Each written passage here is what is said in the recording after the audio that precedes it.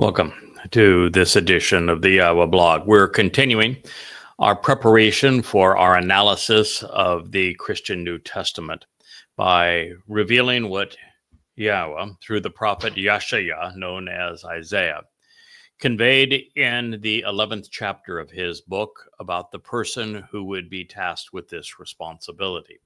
He is called the choder. A choder is a stem or a sucker, a stem off a main branch, or it can be a sucker off a fallen stump or rootstock. It is interesting in that this person is one of the more acclaimed individuals in God's story, that he is being equipped with the seven spirits of YAHOWAH. And yet this individual is often misconstrued by Christians as being their Jesus. And yet that's not even remotely possible because this individual has the spirit of YAHOWAH, and you can't be a mythical creation that robs God's beloved son, Dode, of his titles, Messiah and Son of God, and be anyhow related to YAHOWAH. Moreover, the choder is a stick compared to a main branch. And therefore, if you were going to make this Jesus, then choder would be a really bad term, because rather than robbing Dode to create the myth of Jesus, it makes Jesus hugely subordinate to Dode. So it's brain dead to go that direction. We have a mother goddess cult that is reappearing now under the truth of Mother God on YouTube with a series of songs so stupid I'm embarrassed that I ever knew them. But one of them is actually written to propose the absurd notion that Dode is this choder. But Dode, according to YAHOWAH, and he says it explicitly if they would ever read what I have written, that Dode is named Shemach. He is not just the branch, the main branch. He is actually named. He is known by. His reputation is. He is called. He is designated the branch. And as the branch, he is the branch of the tree of lives. He is the most important individual in God's story. The choder is a stem. They're not in the same league. It's like comparing the sun and the moon. Yes, the moon reflects the sun's light and illuminates our night, but it's 400 times smaller than the sun and doesn't actually produce its own light. So are they similar? No. And is a choder the same as a Shemach? No, not even remotely. Well, I'm delighted to have the job and to be a choder to the Shemach. The fact of the matter is, you can't degrade Dode to a choder. He is the Shemach. And when YAHOWAH explained his relationship with Dode, he explained that he was going to give Dode, and did give Dode, his spirit. The Ruach came upon him and never left him. Ruach singular. Nope, there's no reference whatsoever to a seven spirits coming upon Dode. And then you got the little problem, just wee little problem. Who was the first person that introduced the choder? You? No. Dode. Dode wrote of the choder 300 years before Yeshaya picked up on the theme. And Dode had a lot to say about this individual, as well as this individual's wife and his whole approach. And Dode was not writing that in first person. He was speaking of him in third person, and therefore the choder cannot be Dode. But thanks for playing anyway. I appreciate you making a fool of yourself. If it would be a distraction, I guess, if you were smart. But fortunately, this mother goddess cult is not. We are continuing now with the Yeshaya being inspired by Yahweh to say, so it will come to pass in that day. So this is now speaking of a future time. It will come to pass in that day. Yeshaya is a prophet. He's speaking of something that is going to happen in the future, not something that happened 300 years ago. I know this time is this complex thing for a lot of people, but Dode had been, Dode would be, but when Dode returns, he's not returning with the seven spirits of Yahweh. He is returning to accomplish something important, to serve as the Passover lamb.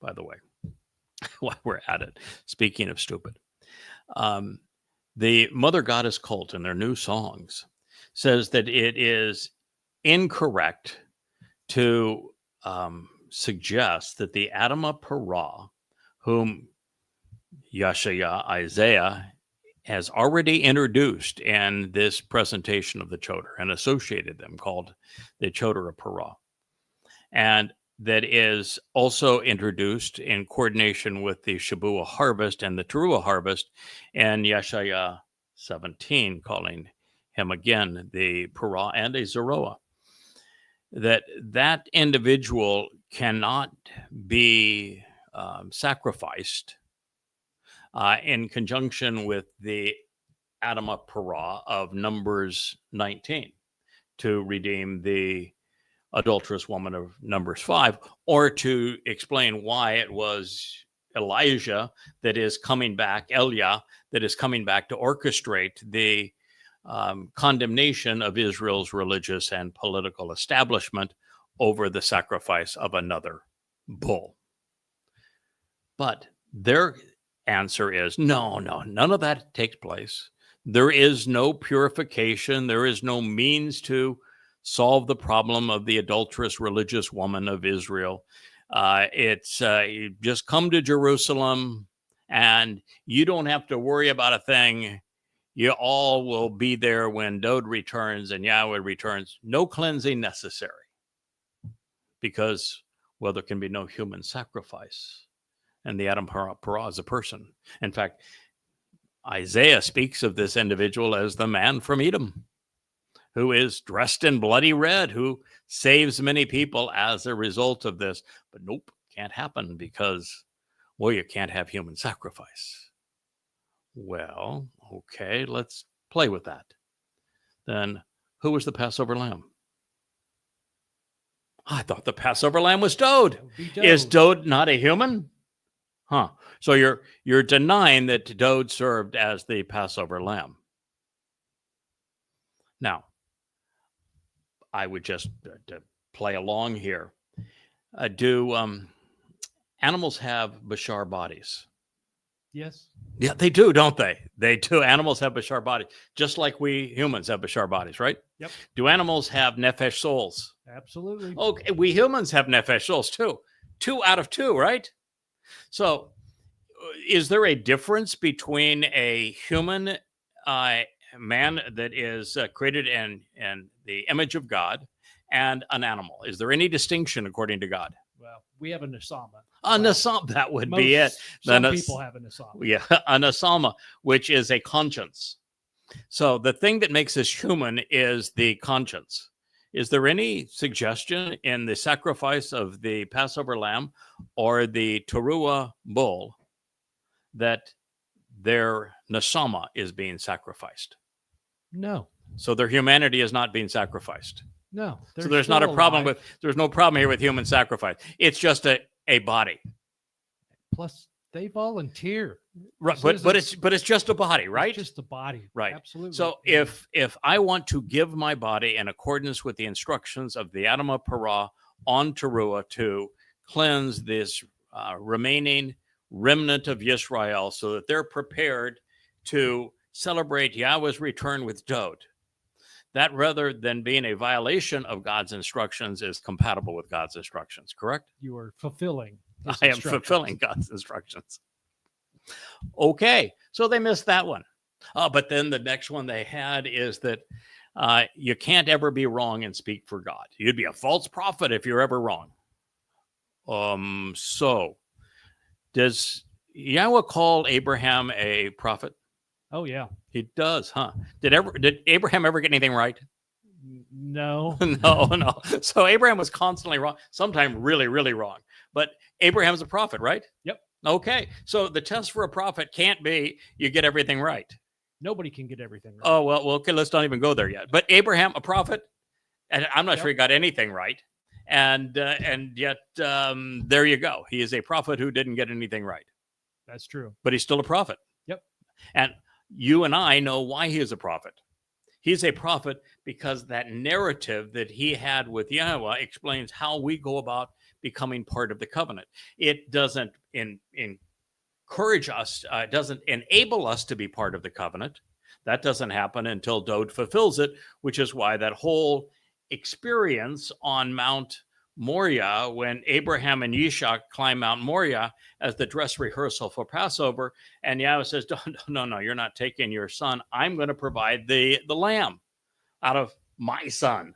And so that whole episode is to point us in the direction of how we become covenant, which is to capitalize on what Dowd did by not sacrificing his humanity, but simply shedding his Bashar body as the Passover lamb. His nefesh soul went on to take our guilt into Sheol, and this nefesh soul was protected by the Ruach of Yahweh and taken back to be with the Father on Bokodim. And all decided upon because, well, when it comes to the Psalms, Dowd had the best one going. Oh yeah. He had the first, there would be the extra version of the Nasamas. I mean, the first press, absolutely perfect. It doesn't get better than Dowd's Nasama. Okay, but by the way, this whole idea of perfect, why we're at it, was Dowd perfect? No. Did he serve as the Passover lamb? Absolutely. Was Dowd a prophet? Yes. Did he make mistakes? Oh, a whole bunch. How about Moshe? Was he called the greatest of the prophets? Absolutely. Yep. Did he say some really dumb stuff? Oh yeah. So figure it out, folks. Now, let's just pretend for a moment that God had a different way of going about things, that God's new way of going about things is that you become perfect before you actually become covenant, because you really couldn't become part of the covenant unless you're perfect, right? So you have to become perfect before you're part of the covenant. How is that possible? It's not. Okay, and let's just say that we were perfect in the human definition of that word. What would distinguish us, and what would make us interesting to God? The answer is nothing. Nothing. Would cease to be interesting. Is there a lamb that has ever been perfect? No. No, there isn't, is there? So we obviously have a really crappy definition of what that means. And I have explained what God is doing to perfect us, which is he's Dowd carried away our guilt and deposited in Sheol. So when God looks at us, we are guilt-free. That doesn't make us perfect. Man, I don't have perfect eyes, I can tell you. And this Sahara sand is aggravating them to a significant degree. When you turn 70, as I am now, I can tell you for certain you do not have a perfect Bashar body. Not that I had one when I was, 25 either, but it isn't what it used to be. No, we're not perfect. And if we were perfect, it wouldn't even be interesting. And if everything just came to us instantly and we didn't have to work for anything, well, how would we value it? You wouldn't value it. Why would God refer to his covenant as a family and of raising children if his whole idea was when we start with hello, you have this data dump and now you have perfect knowledge? What are you going to learn after that? What's the rest of the relationship going to be like? And how did you go there? And at that point, wouldn't it be God saying, the hell with free will? Just here's the stuff, deal with it.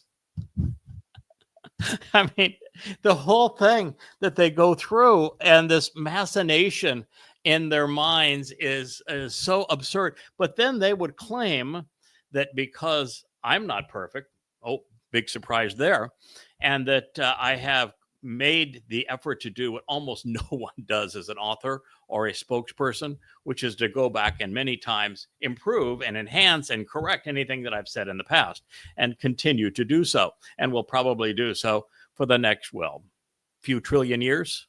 I might get it really right after a few trillion years, don't you think? You'll get close. I'll get I'll get closer, right? You'll get Close. closer. Yeah, actually, the funny thing about getting it right and correcting and the nuances and adding to what you know is that the more you know, the more you know. And the faster the pace of new understanding occurs with once you have this momentum that builds up from having a very rich and well-developed foundation. The way I would say that is in the last 6 months, I've discovered more things that are exciting about YAHOWAH than I did in the 2 years prior. And in those 2 years, I learned more about YAHOWAH and what he is offering and how it all fits together than I did in the 20 years prior.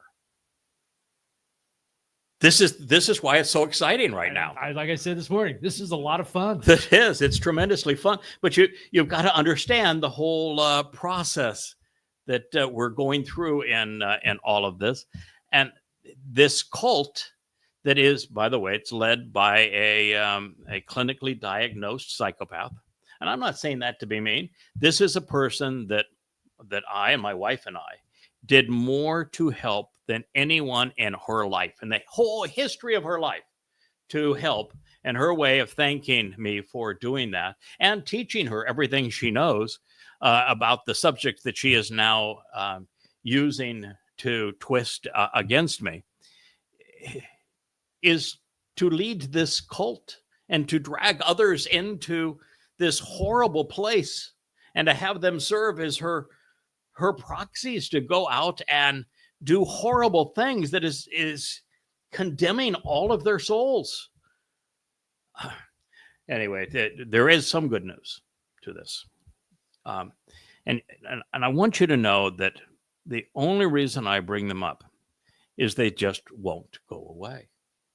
And while I don't give a hoot what somebody says about me, if you cared about what somebody said about you, if you had thin skin, you would last about maybe 24 hours in this job.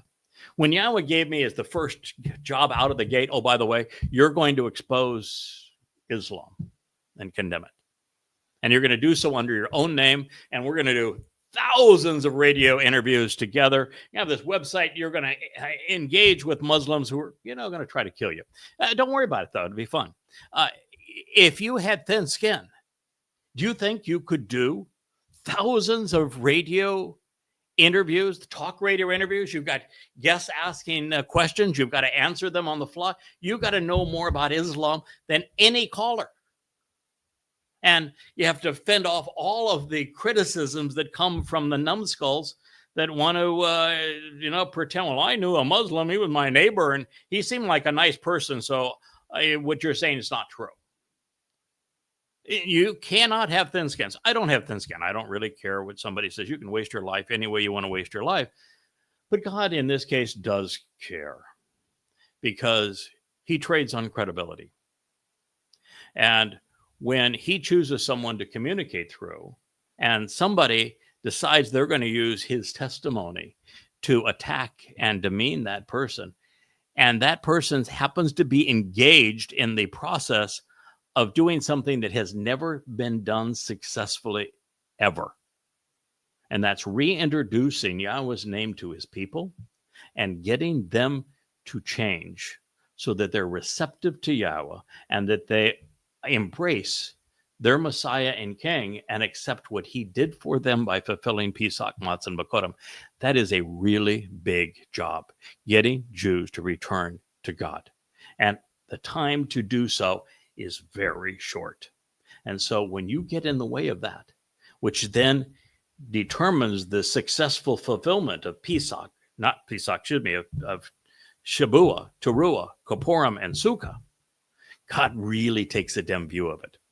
And, the last time this occurred, we were drawn to Numbers 12, which is purely prophetic of what we have endured. And I explained exactly how this psychopath went after my wife and then claimed that she too spoke for God. And I shared God's response, which is, hell no, you don't. And by the way, you're now stricken with leprosy and you're excluded from the family and you were divorced. And then she poked her head up again and God says, well, there's another chapter in Numbers. Why don't you turn back the page? And this is what I wrote about it. And it's Numbers 11, where the Moshe was so frustrated by those that Yahweh was trying to include in the covenant that he finally says, I give up on myself. I give up on you, Yahweh, and I give up on these people. This job is impossible. I want nothing to do with it. And then Yahweh says, yeah, you're right. They're impossible. And you're correct. They cannot be reasoned with. Same situation we're dealing with. But I got a couple of guys. And these were a couple of guys. And with this couple of guys, we'll get the job done. One of those guys happened to be Dod, Eldod, Yahweh's beloved. The other one was my Dod, which is the right hand of Dod coming out of the sea, which speaks of a goy serving Dod, my Dod. And Yahweh says that the two guys were prophets and that they were set up to show Moshe that God would take it from here. If he got him to the promised land, God had a couple of guys that were going to make it all work out from there. And those two guys happened to be Dod and Yada. And he called them prophets. I didn't call myself a prophet. I've gone all the way through this entire process referring to myself as a witness because that's what I had thought. Now, God said it. I didn't say it. If you don't think that God knows what he's talking about, take it up with him. Right? Or let's go another step further. Even though I've explained the nature of who is and who isn't a prophet, and Yahweh explains it in Devarim 18, which is that if you're a prophet, you know it because God has announced it and made it clear. And you're speaking in Yahweh's name. But let's just play along here for a moment. If Yahweh says that my Dod is a prophet, and speaking on behalf of Eldod, the Almighty's beloved, is there any chance that my Dod is a false prophet? Zero. Zero. So there you go. It's just astonishing what you see out there. But it's important to you to know that there are numbskulls out there. They happen to be psychopaths, and the entire clan that has been lured into this cult came from a conspiracy. So, they're easily fooled, but they're out there and they want to discredit what we're accomplishing on behalf of Yahweh and his people. So this says, it will come to pass in the future. It will come to pass. That means we're not speaking of Dod. It will come to pass in that day. My upright one will once again, and this is Edonai. Edonai means that the one who is the upright pillar in the tabernacle of the restoring witness. And it is, in this case, it's speaking of Yahweh, that my upright one will once again associate his hand. So this is the influence of Yahweh. Now, when Yahweh talks about having his hand, his right hand is David, but he also has influence and a hand at other times. Moshe served as the hand of God. Dod obviously served as the hand of God. This Choder has been given the responsibility as well, and he's even introduced long before this is revealed to Yashayah by Solomon on Towrah during the Sermon on the Mount as being the right hand. And so Dode has a right hand, just as Yahweh has a right hand. So Yahweh's right hand is Dode, Dode's right hand is Yada. That his right hand, a second time, will reacquire, bring forth, and redeem the remnant. Now, if you don't know what this is all about, Yahweh went into Mitzrayim with Moshe to bring out the survivors of the children of Israel. And this is the first Exodus. There is another Exodus. That Exodus is from Babylon. And that Exodus takes place in the last days. And Yahweh is actually going to tell us explicitly that he is removing the remnant of his family from all the places that they were scattered. And those places are places around the world. And he is bringing those individuals back to Jerusalem so that they can benefit from the sacrifice of the Adamah Parah, doing so on Towrah. And so he is reacquiring them from being scattered. He is bringing them forth. This is detailed in Zechariah, and it is explained in throughout Yeshaya.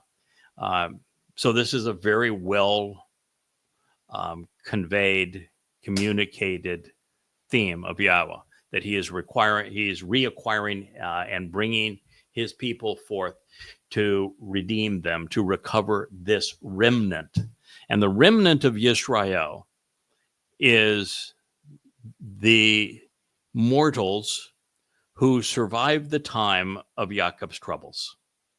And they represent Jews and Israelites that are gathered from around the world on Towrah and brought into Jerusalem for this sacrifice of the Adamah Parah, with Elia providing the service of being master of ceremonies and Yahweh igniting the fire. And there's just many other things that we've shared with you about this.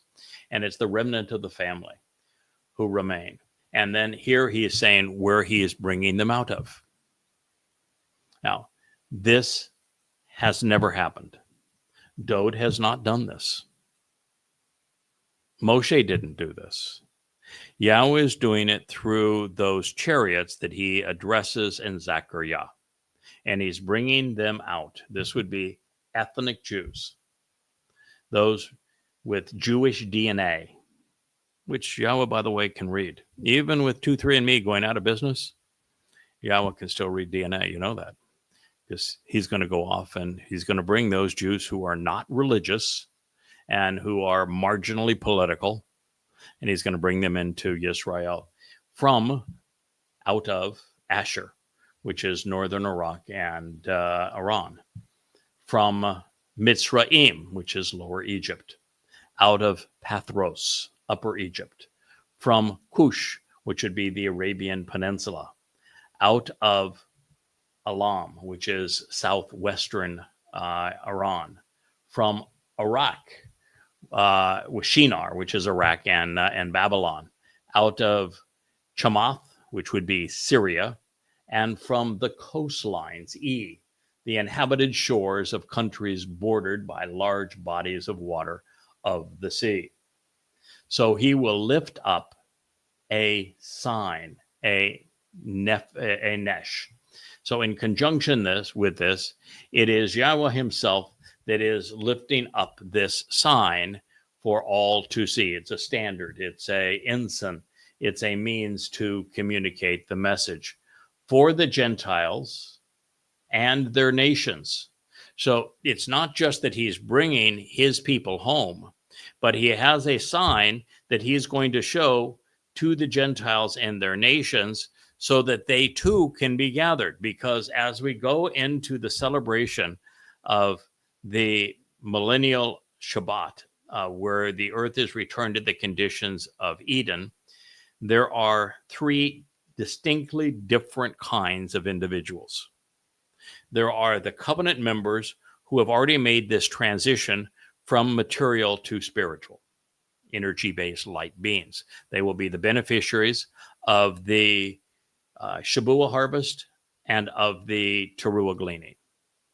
That's the first group. That's the A ticket, man. That's the group you want to be part of. The second group is going to be this remnant of Israel, including Yehudim, who were in Israel and survived the time of Jacob's troubles and who survived this worldwide, that will be brought in from all of these places on what's called a white spiritual chariot. The third group come in on what's called the dappled chariot, and they are Goyim. And they are brought in because God is explicit. He wants his people to live in idyllic conditions where they can focus on what's important to him, while the general work that has to take place for the planet to function is done by Goyim. And so the Goyim are going to be deployed in serving God's people. And before you say, well, that's not fair. Well, tremendously fair, because only those who are covenant members, therefore the two harvests, and those that Yahweh redeems of his people, who are going to benefit from the sacrifice of the Adam of Parah and exist during this 1,000-year celebration of life on earth in conditions that are like Eden.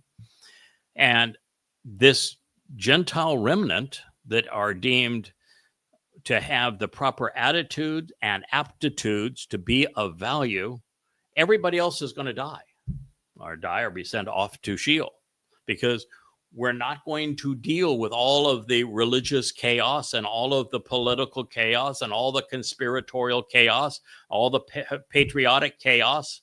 There are not going to be any more Marxists or MAGAs or Muslims in the world.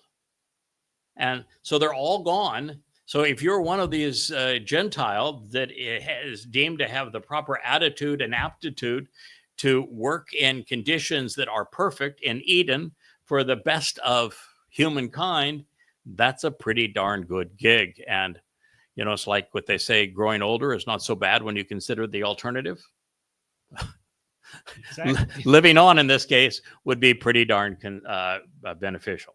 So that's who God is talking about here. These are the Gentiles in their nations. And then he will gather together and remove the strain and scattered of Yisrael. So all of those who have Jewish DNA, don't confuse, as the rabbis want to do, Judaism with being Jewish. In fact, Jewish isn't even a term that God would relate to. He despises Judaism, and he wouldn't know a Jew if it kissed him on the cheek.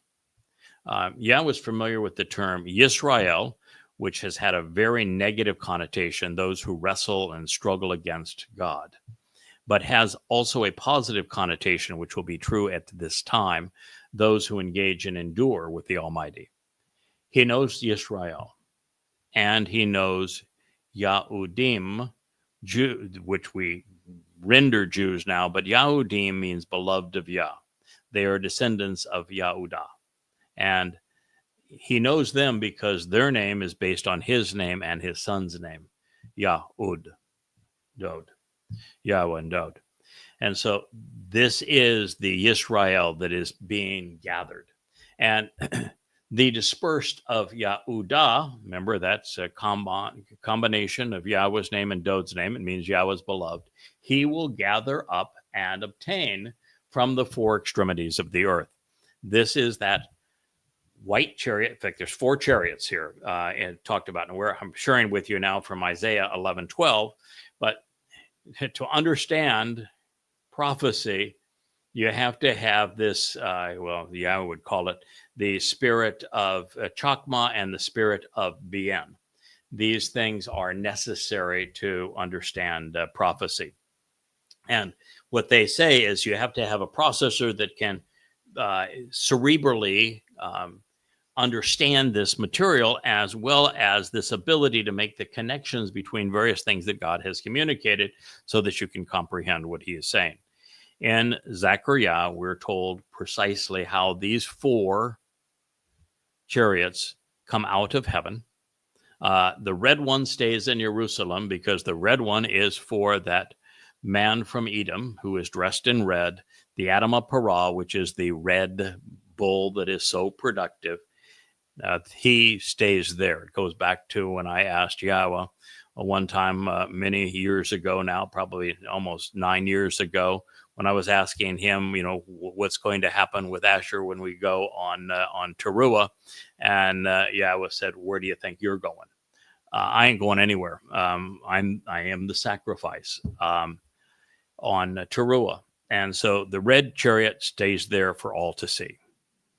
And what Yahweh wants with me in that red chariot is he wants to show that after 3.5 years of being there with Elia and having faced all manner of demons, real and human, and faced them down and conveyed this message so powerfully, he wants to show that while we have been impervious because of the protection of the Malach and the Ruach, that I will willingly, from this chariot that's a spiritual chariot of God, that I will willingly get out and have the Malach and the Ruach stand down and taunt the corporeal manifestation of Hasatan, the adversary, into killing me, to fulfill this prophecy. That it is clearly by choice that I have made the decision to trust God in this way on behalf of his people. That is what resonates with them. And then there is the black chariot, and the black chariot is to dispatch with all of the DNA positive Yehud and Israelites around the planet who have remained religious. They can't be saved. And then, so it's bye-bye rabbis and Haredim and ultra-Orthodox and all the manner of religious Jews. Then that's the black chariot. Then there's the white chariot, and the white chariot's purpose is to pick up the Yahudim, the Yehud here, and the Israelites who are anti-religious and apolitical, and bringing them into Jerusalem and from the four corners of the earth. At the same time, God is using the dappled chariot to pick up the Goyim with the right attitude and aptitude. So this is all going on. And then while Yahweh is performing as he did with Elia previously and lighting the flames beneath the carcass of the Adamah Parah, those flames are going to purge this mortal remnant of Israel and probably the Goyim who have come there so they can also be present in God's presence. And it's also going to incinerate all the religious and political on the earth. They're all going to be incinerated because the earth is going to be terraformed back into the conditions found in Eden. And so that is the reason why these people all have to be there. And that's why there's this comprehensive list that is explaining all of this. And all of this pertains to what guy? This whole chapter is on the Choder, right? Yep. All of this takes place before Dode arrives. Dode doesn't arrive for another 10 days. The king inherits a family. We bring it to him. And he's grateful for it. So, I'm obviously appreciative. I'm energized to have been chosen and equipped for this rather extraordinary purpose. But make no mistake, it has not been easy. I have devoted 12 hours a day on average, 6 and now 7 days a week for the past 24 years to translating, studying, contemplating, and sharing insights that I derived while learning from the Torah Wanabi, the Torah teachings of God, and the Nabi prophets. And in the process, I have been afforded a unique understanding of God's revelations, deducing conclusions that have been unheralded previously and throughout all of time, including one last night when this mother goddess cult from the psychopath came up with the idea that the Towrah had to be dowed. You mentioned to me that at that point, I have not even read the lyrics of their songs. I subsequently have. And it's just appalling, disgusting is the best way to describe it. But when you said that they were now saying that the Towrah is dowed, I said, no. Dowed is the Shemach. God says it explicitly. He's the Shemach. That's the big damn branch. This Towrah is a sucker. That's a little stem. I'm happy to be a sucker, to give productive new growth to the fallen stump and to be a stem used by God. Hey, man, I'm delighted with that. But that is a huge demotion for doubt. And so I said, no, it's not even remotely possible. But immediately, it's just how I think the Spirit works within me that Yahweh has placed there. I knew the answer. I said, finally, the single most disconcerting statement in the Torah, the one that I get nagged on all the time. And I said, no, I'm not going back there. Not enough information to render it intelligently. I don't understand it. Nobody understands it. I mean, today I read the AI analysis of total religious rendering of killing the guy that picked up logs, branches, and stems on the Shabat and stoning that person to death. I read it and said, oh my God. I mean, obviously the reason I never wanted to go into this thing before is that everybody is so absolutely wrong that it's just frightening how bad the understanding is. But immediately I knew the answer. And so I went back this morning when first thing I woke up and I said, I'm going to read everything in Numbers, which is where this appears. Numbers 13, 14, and 15 in Hebrew. And I'm going to make certain that what I discovered is true. And oh my. Numbers 14, after this rebellion by the woman Miriam, who serves as the counterpart for this psychopath that has been trying to derail God's purpose. After that chapter, the 13th chapter of Numbers is all about the spies. And the spies are described in a manner that is perfect for what this woman has been doing. And using terms that you're just going to be amazed when I share it with you, the words that were chosen to describe this. And so it sets up these spies that are to go into a dozen people, which is about the number of people that are part of this cult. We have individuals who have been on their distribution list. I know who they all are. Yeah, we know who they all are, that are just nauseating in their rebellion. I mean, just disgusting. And I don't want to share it anymore because it's just too childish, too stupid. It's embarrassing to ever been associated with them. That's how childish and embarrassing they are. But it's about a dozen of them, and there were a dozen spies sent in. And they all saw things that they reported on inaccurately. And there was really only one person that got it right, because Yeshua ben Nun made it through, not because of his response, not because of anything he said, but because he was groomed to be Moshe's successor in taking the children into the promised land. There's only one guy, really. Caleb. The guy whose name means all judgment. It's totally judgmental. And he's the one guy.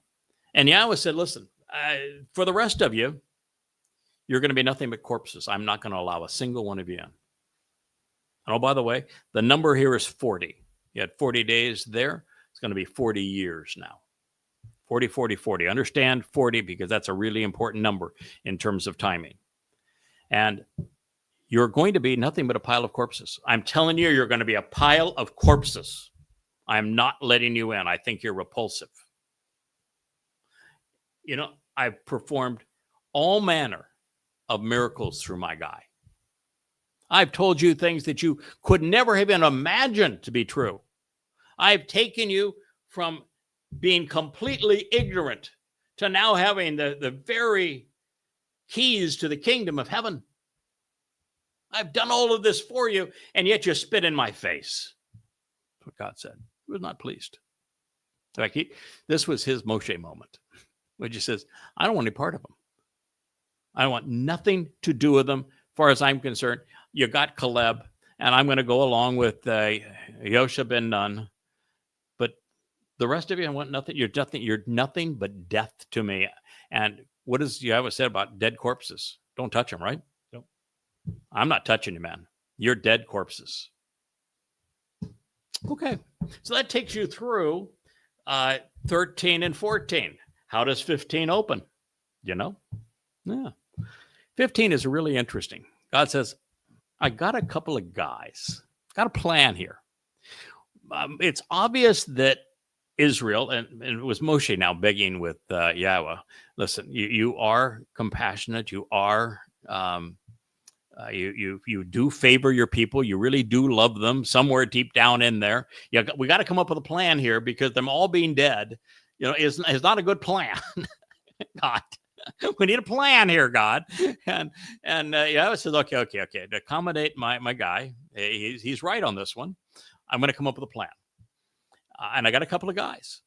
So what we're going to do is we're going to start with a lamb and a bull. Okay. We're going to start with the lamb and bull. And the lamb and the bull are going to both be sacrifices. Then he goes through and he says, we're going to start with the lamb. And the lamb's going to be mixed with wine and with olive oil and with purified grain. The three symbols of our redemption. And that lamb, we're going to make a sacrifice to that lamb. And it's to correct you being so foolishly and consistently mistaken. It's a free will offering of the lamb to resolve that. Okay, so we're going to do that. But, you know, it's going to take a little more. So we're going to do exactly the same thing with that bull. We're going to have the bull associated with the grain, Shabuah. We're going to have him associated with the olive oil, Teruah. We're going to have him associated with the wine, bloody red, in that wine vat with the Yashayah. And we're going to sacrifice the bull too. Teruah, the Adam of Parah. I got a couple of guys. That's what we're going to do. Oh, and by the way, just for good measure at the end, we're going to have a goat. Oh, yeah. Is going to chip it. He goes through this whole thing about the three guys. These are the same three guys in Daniel, by the way. Goes through these three guys. They're going to resolve this problem. And he keeps on saying of Israel being mistaken. It's just perfect. And then after he goes through and he says, okay, that's the plan. We've got a remedy for this that we've got in place, and it'll eventually materialize. He goes immediately to this guy that's out picking up branches and stems on the Shabat. They say, well, what are we supposed to do? You know, it says stone him to death. Why? Well, no one understood why. The branch, he's that lamb. When did he offer himself in terms of removing our mistakenness? Wasn't it on a Shabbat? Yep. The Shabbat of Matzah, wasn't it? When does that bull, who happens to be a stem, remove the guilt of the people so that they can be reconciled and Dode can return with Yahowah?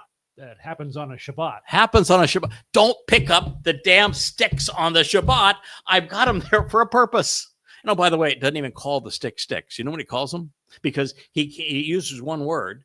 So if he uses one word, it's not shemek, the big honking branch that's Dode, and it isn't choder, the little stem that is Yada.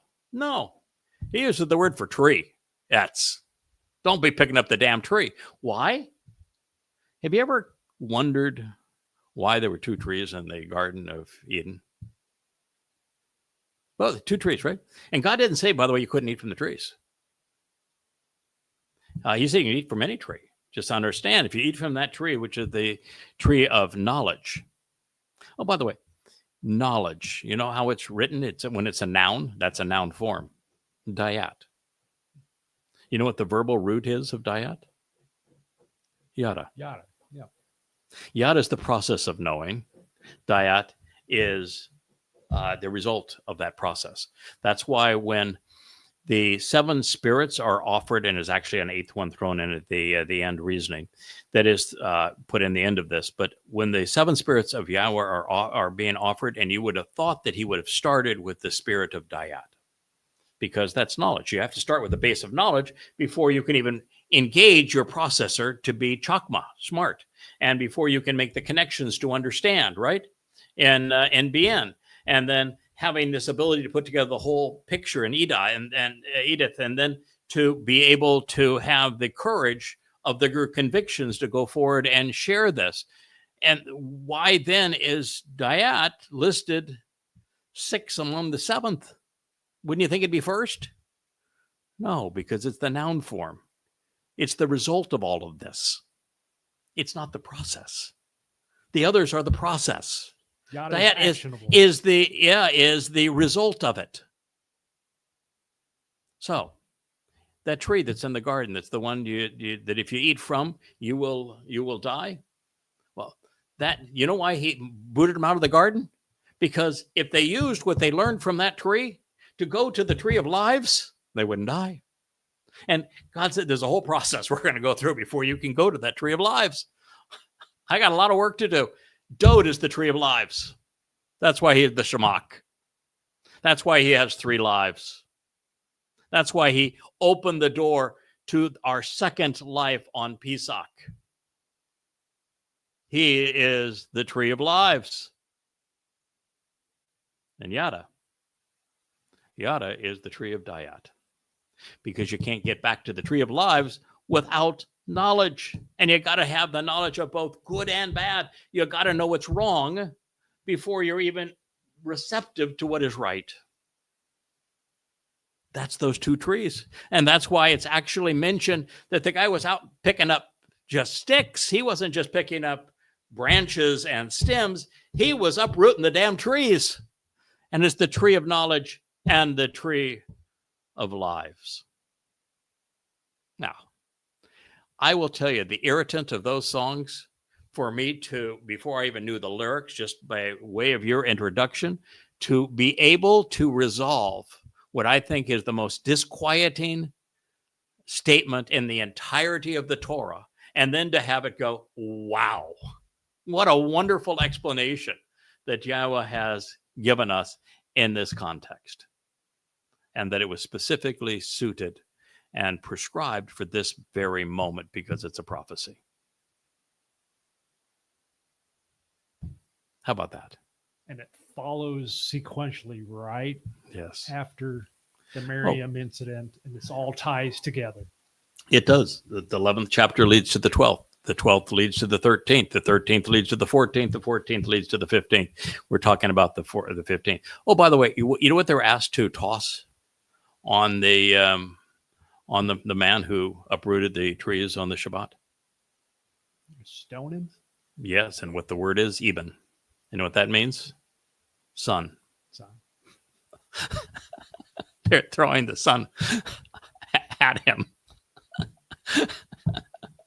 There you go. Yeah, it's really good. When it comes to communicating and metaphors and telling a story, There's nobody better than you. oh when it comes man, to he metaphors. really does a good job. And by the way, this is why it takes 24 years of living with this before you're in a position to explain what now you understand, and no one previously to this moment has understood that story. This is what it takes to get there. This is why it's so rewarding and enjoyable once you get there. And oh, by the way, I gave you this summary version because my wife's right. I can't keep a secret. When Yahweh shares something with us that's profoundly important, I'm going to share it with you. And that's just the way I am. I'm just not good at keeping stuff. I'm a sharer. And I am now in the process of translating and presenting numbers after I've already done numbers 11 and 12 for you. I'm going to do, I'm right now a third of the way through 13. Started this morning. I'll do 14. I'll do 15. And we'll do a series of shows on them because the nuances make it spectacular for us. So that's quite an introduction to who the Towrah is and who the Towrah is not, and why it's important for you to have access to the tree of knowledge of good and bad at this time, and why the 35 books on the shelf of Yada Yah do exactly that. And oh, by the way, in terms of good and bad, there are 13 of them that the entire purpose of the 13 is to share this is what's wrong. This is what's wrong with Christianity. This is what's wrong with Judaism. This is what's wrong with Islam. 13. No one's ever done that before. No one's ever written tomes like that before on those three religions. That's the bad. The other 20 some odd books are the good. Take you right to Yahowah, beginning with an introduction to God, concluding with coming home. Love the way a story comes together, don't you? So returning to the rubbish of religion, now that you've had this introduction, I had once thought that the only aspects of the Greek eyewitness accounts, which might be considered credible, would have been the words and deeds of someone that I conceived for a short while to be named Yosha. And I just assumed that maybe that's what there was really meant by the Greek iousus, that iousus was somehow a transliteration of Yosha. Okay, so it was a major stretch. And obviously it was untrue. But I didn't know that there was no person not named Iusu, not named Jesus, not named Yosha in the first century CE. No person ever existed. And the reason I had thought this occurred is that it made perfect sense for Yahowah, per the prophets, to have fulfilled Pesach, Matzah, and Bakurim in 33 CE, year 4000 Yah. It all points to that being done. And so you have to have somebody doing it. And so I said, okay, it must have been some aspect that Yahowah projected, some aspect of his nephesh soul, used it as an avatar. And so Yahweh's nephesh soul accepted a Bashar body, used it as an avatar, and therefore that was the Passover lamb. But that is really convoluted and a twisted testimony of everything that we were told through the prophets. And then how in the world does the nephesh of Yahowah get associated with our guilt and carry it into Sheol? You think that Yahowah went into Sheol? I don't think so. So that doesn't work. And it's really cumbersome when Yahowah says that if we were to go this route and assume that firstborn children and the fulfillment of firstborn children was Yahweh's Nephesh. How would Yahweh's Nephesh be his own child? And so I didn't like it, but he had to have some explanation because it's obvious that Pesach, Matzah, and Bakurim got fulfilled in 33 CE. Oh. Well, then there's an answer. There's no Yosha. There's no Ayusus, Ayusun, Ayusu. No. It's Dod. He told us through Daniel, which we've already mentioned, when Gabriel speaks, Gabriel is Dod. And he tells us the exact day that he is going to fulfill Chag Matzah in 33 CE. The exact day that he's going to do it over 600 years in advance.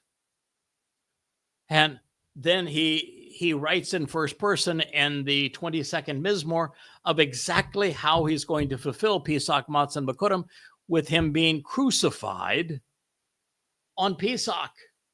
600 years before Rome existed, 700 years before crucifixion existed, 1,000 years before it occurred. And once you know that, then it's Dod who volunteered to do this. And then you read all of the Mizmor Psalms where Yahweh is saying that Dod is the one that he is saving his people through, the means to our deliverance. That he is our Yasha, Dod is. And he's also the Messiah and Son of God. How convenient. So there really was a Messiah and a Son of God who fulfilled Pesach in 33 by being crucified. It's just that everybody had the wrong name. It's Dod. And Yahweh made it really clear after telling us everything that he was accomplishing through his son Dod in the 89th Mizmor. He went and said that anybody that makes any other claim different than what I said about my son being the Messiah and the returning king and the Zeroah, which is the Passover lamb, they're calling me a liar. That's the answer. Go where the words lead. That is what is the purpose of this mission, is you go where the words lead. There's no Yosha. In fact, there are only two Yoshas in the entire story that Yahweh tells. One of them is the guy who really doesn't do a whole lot until he's finally on his own. When he's with Moshe, it's like when Eldod and my Dod were prophesying, and he said, "Oh man, we've got to stop this, man. We got to stop you because you're the guy. You know, we got to stop this. Stamp it out. No." And Moshe said, "Are you out of your mind? This is exactly what we want. This is the answer. God's got these couple of guys, and these guys are going to speak prophetically for him. Don't tell them to stop. This is the answer. All I got to do now is get them to the promised land. God's going to take it from there." But that's what he needed to hear at that time. Absolutely. And but Yosha ben Nun didn't understand it. And when they went into the promised land as the spies, clearly Yosha ben Nun came out. He was unfazed, but the entire speech, the defense, was all by Koleb. So anyway, he's the first, and he's kind of a warrior. He goes in, and his job is to clean out the rubbish, get rid of the bubonic plague rats. That was his job. So if Yahweh had some issue with Dod spending a lot of his life defending his people, which he really didn't have a problem with, but the guy that was tough was Yosha. Anyway, there's a second one. We meet him in Zechariah, and he is Yosha, the high priest. And what is it said of him? Even Satan brings it up to Yahweh and said, "Listen, this dude is so disgusting and so filthy, as are all of his loudmouth companions. He is of no use. You can't use him. Nah, nah, nah, nah, nah. Means you can't anoint the mercy seat or the Ark of the Covenant. Nah, nah, nah, nah, nah. There is no Yosha. You lost. I won. Ha, ha, ha." What does Yahweh say? Well, not so quick. I got a couple of guys. It's Dod that's going to dress up. And he tells us in Zechariah that Dod is dressing up as the priest to anoint the mercy seat of the Ark of the Covenant when he returns as king. And that other guy, he's the one that keeps on pointing his finger and say, it's Dode. It's Dode. He is the one. There is no Jesus. There is no Christ. The Christian New Testament is utter garbage. The story is about Dode David. He's the one who fulfilled Pesach, Matzah, and Bakodim. He had a couple of guys. That's all it took. So live and learn. The myth was that Paul created was born out of what I call replacement foolology, and taking what rightfully belonged to Dode and misappropriating it, creating a myth through identity theft. But, it's one thing for somebody to steal my identity, which, somebody has done previously, two people have done over time, to rob me of money. It's another thing. That's bad. But it's another thing to steal the identity of God's beloved Son, who served to fulfill Pesach, Matzah, and Bakodim, to give us eternal life and to perfect us so that we can end up in God's family. That's really bad. When you steal from God, his beloved Son, and you rob his people of their inheritance because of it, that identity theft on a 1 to 10 scale is a 4 trillion. It is an express ticket to hell. It is the basis of Christianity. So the next plank to fall was what I had wrongly assumed could have been the eyewitness account of the disciple Levi, which is now called Matthew. Read Mark 2:14 and Luke 5:27 and compare that with Matthew 9:9. But then upon further consideration, I discovered that it was plagiarized from 3 sources. Mark, who wrote the gospel according to Paul. Luke, who was Paul's propagandist. And the Ebonim, who had their act together, but it's the Ebonim who recorded what Dode actually said in Hebrew.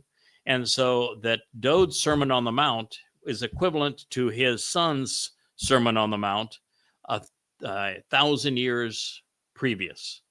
And it's the text of it in 5, 6, and 7 destroy Christianity. So it's just so odd that they would be there because it is completely lethal to the Christian religion. And then the other part that's lethal to the Christian religion is the Olivet Discourse. And it's apparent that that's the only things, by the way, that's different, additive in Matthew that wasn't copied from Mark or from Luke, a job of plagiarizing, and it came from the Ebonim. And so I realized, wait a minute. So really all you got in Matthew that has any value is the accounts of the Ebonim, which means the Olivet Discourse and the Sermon on the Mount. The rest of it is just plagiarized from hearsay accounts that were written by Paul's pals. And Paul was, by his own admission, demon-possessed. And by God's testimony, Paul is the plague of death. So when you discover that it was plagiarized from those 3 different sources and plagiarized 3 generations after Dode's arrival, it was plagiarized in 95 CE. That is 3 generations, 60 years after the fact. That you might as well just toss it all away. And at least it wasn't a complete loss, as I said, because the contributions of the Ebonim were considerable, bringing us the almost all of the content that was not plagiarized from Mark and Luke, and thus, as I've said, the Sermon on the Mount and the Olivet Discourse. Now, I will share with you what I discovered about the book of John in our next program, and I thank you for listening. I appreciate having this opportunity to spill the beans about what or spill the trees, if you will, on. And you got to know that this is a big deal to me, because the passage that I am actually taunted with the most and saying, your God is so loving and forgiving, and he has all of this fair, and he is just sharing his Torah as instructions and guidance to follow, then why did he have the guy that picked up sticks, just sticks on the Shabat, stoned to death? And when you read it out of context, the answer is, I don't know. This sounds horrible. Why would God do that? And then you read it in context of what's actually occurring, and you understand who the players are and who that lamb is, who that bull is, and who that goat is. Then all of a sudden you take an entirely different view to it, and you've now resolved the single most difficult passage in the Torah to explain. So I thank you for listening. Been a joy to be down here in the Rainbow Studio with you. We look forward to another program tomorrow. We may or may not do another program today because I am really focused on trying to translate and fully appreciate the nuances in Yahweh's revelation through Moshe and Numbers, Bamidbar, 13, 14, and 15. And that is the priority at the moment. So thank you for listening. Look forward to being with you tomorrow.